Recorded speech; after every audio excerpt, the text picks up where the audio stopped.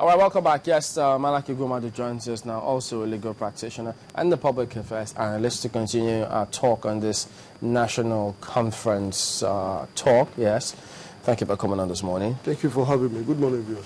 Well, eventually, this committee has been inaugurated, and so Mr. Digwe did say, look, circumstances notwithstanding, underlying motives notwithstanding, we need to seize the moment. Do you share the same view?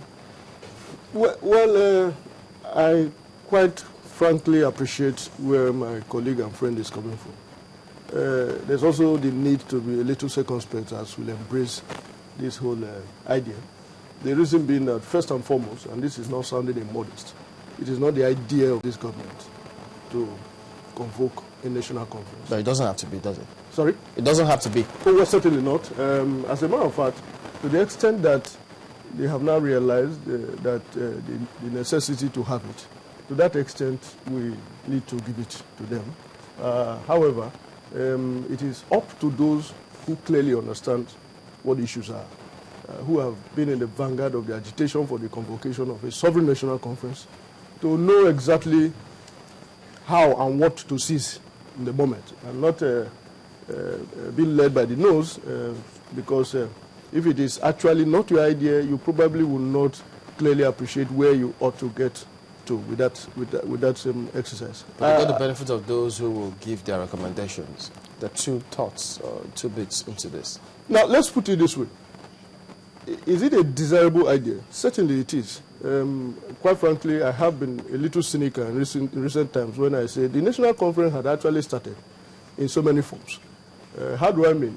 If the Niger Delta people decided to take up arms in resolving the question of resource control in this country, that was national conference in a way, because they said, if you are not going to listen to us peacefully as we sit around tables, we're going to force you to listen to it. I've also said on this program in the past that the Boko Haram insurgent group has as one of its cardinal objectives the Islamization of Nigeria. If you look at Section 10 of the Constitution of the Federal Republic of Nigeria, 1999, it says that Nigeria shall be a secular state.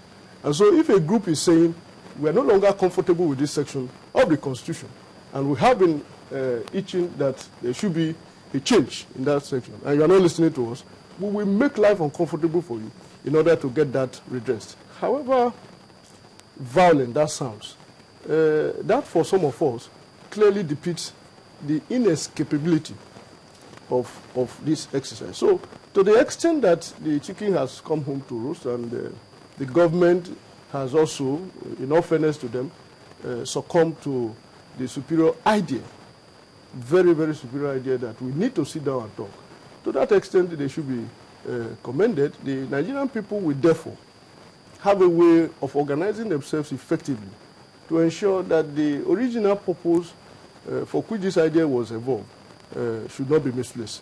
Don't you think that's the area we should go back to? Because you started off by saying that the original intention is something that we should not lose in this particular conference. So what's the original purpose for those who actually clamored for this talk from the first start? Well, let me in retrospect and with serious difference, remember great men like Alao Akabashon, the former president of Nigerian Bar Association, Beko Ransom Kuti, Chief Gani Fawemi, Wolo Soyinka, and so many others, including my former boss, Mr. Femi Falana. As far back as 1990, realized that the rudderless movement of the Nigerian ship will eventually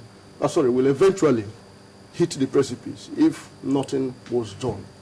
And they decided that the way out was to get the Nigerian people to appreciate that what we set out as a nation to do was to create a federalism.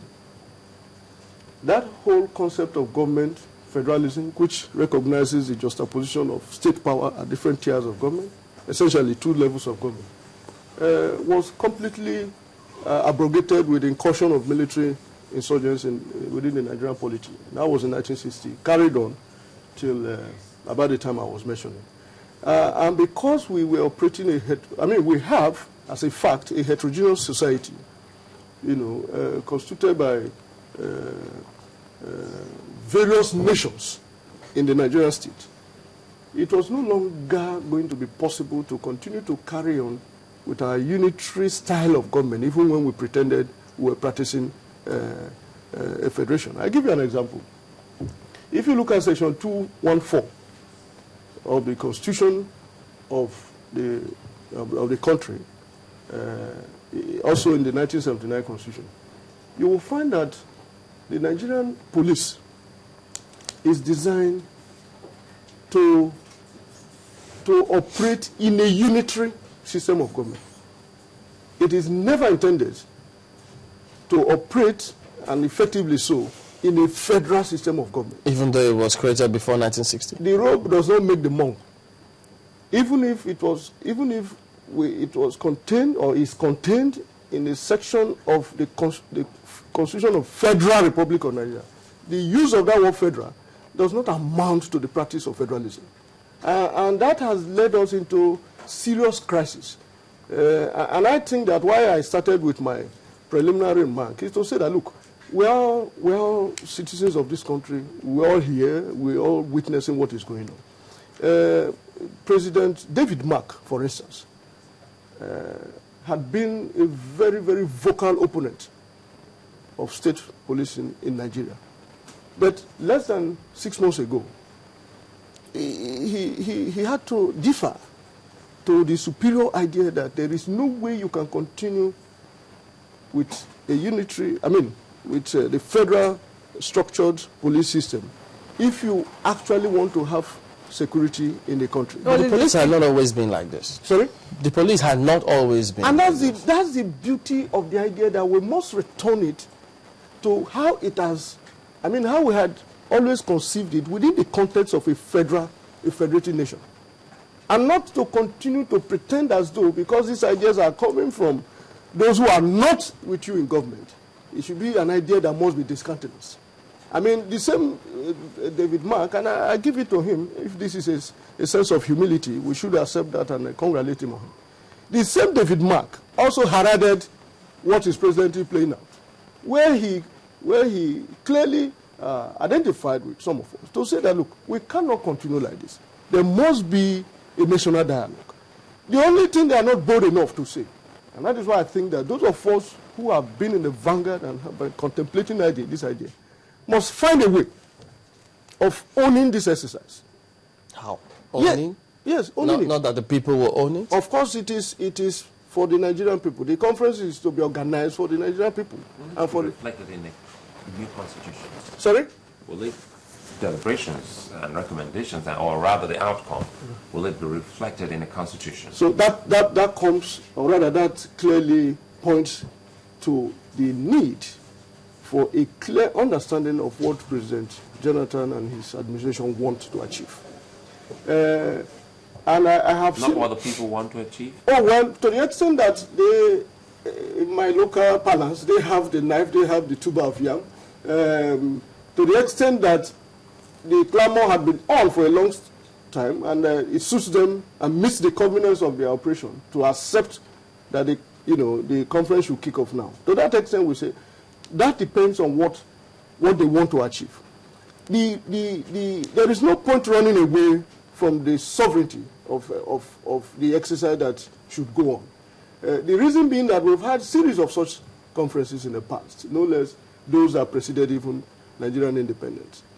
But those that we had under Abacha specifically and General Obasanjo came to naught, essentially because it was effectively orchestrated to ensure, to meet the mood of that time, and then to take care of the agitation of that moment, such that their own intention, which is to make sure that certain aspects of that discourse does not see the light of the day, were carefully excluded. And that was why you had issues like no-go area, these are settled issues and so on and so forth. Did they say there's no-go area? What do you say to people who say that this is a distraction?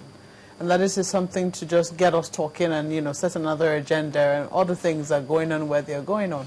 Well, I wish I would find a way of also reducing the cynicism of our people, the disappointment, the hopelessness, the sense of distrust.